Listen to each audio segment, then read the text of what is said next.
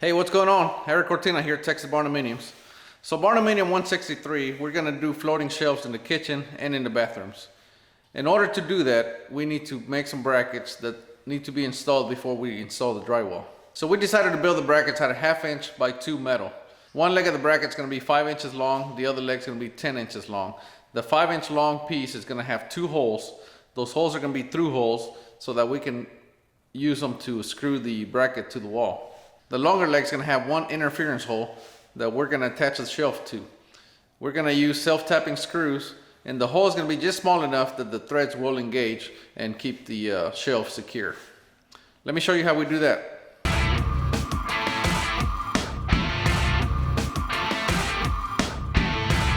Okay, so first we need to cut all the metal pieces. For that, we're going to use a DeWalt saw with carbide blade.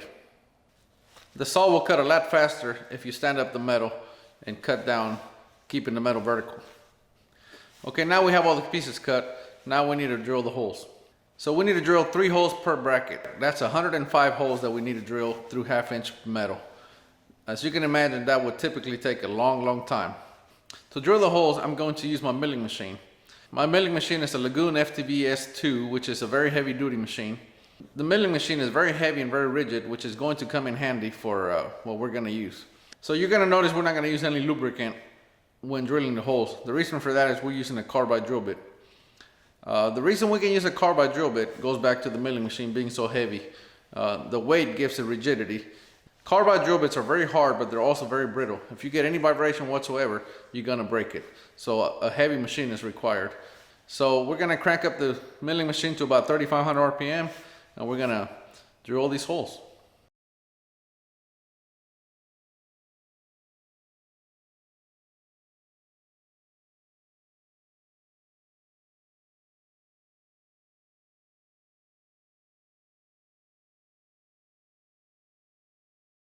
All right, so now the through holes are done.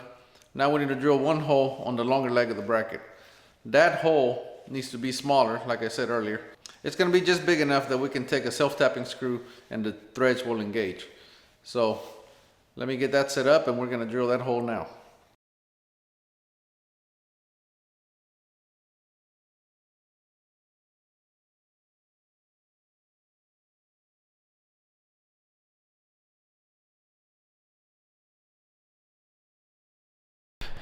Okay, so we have all the plates cut that we're going to make the shelf supports with. They're also drilled, and they need to be perfectly 90 degrees. So this is how we're going to do it. That's a 90-degree angle block. And it's a machinist block, so it's perfectly 90 degrees. We clamp the fence here to the table, and we clamp the block to that. And we're clamping the other leg of the bracket support, and then we clamped another fence to it. We're gonna weld, or we're gonna tack weld this fence to the table. Then we'll remove the block, and then we'll be able to clamp this leg to this fence and this leg to this fence. Then we're gonna be able to run a bead here and one on the inside before we unclamp it, and that should keep it perfectly 90 degrees. Okay, so here's the first one. We have a bead on this side, and then we have a small bead on the inside as well. I don't know if you can see that, but anyway, there's the first one, and we got to do all these others.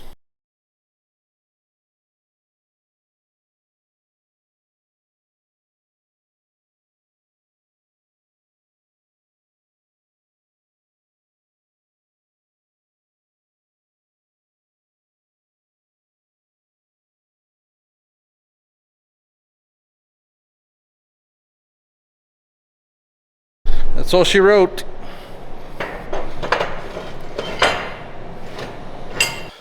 Alright, so I'm going to put some holes in my wall just so I can show you how we're going to install these brackets. We're going to install them like this. Put a screw right there. We're going to make sure it's level. And then we're going to put another screw in the bottom to make sure that it stays level. Obviously, when we do the other bracket on the other side, they'll be level with each other. So keep in mind, these are going to be in the framing, in the wall.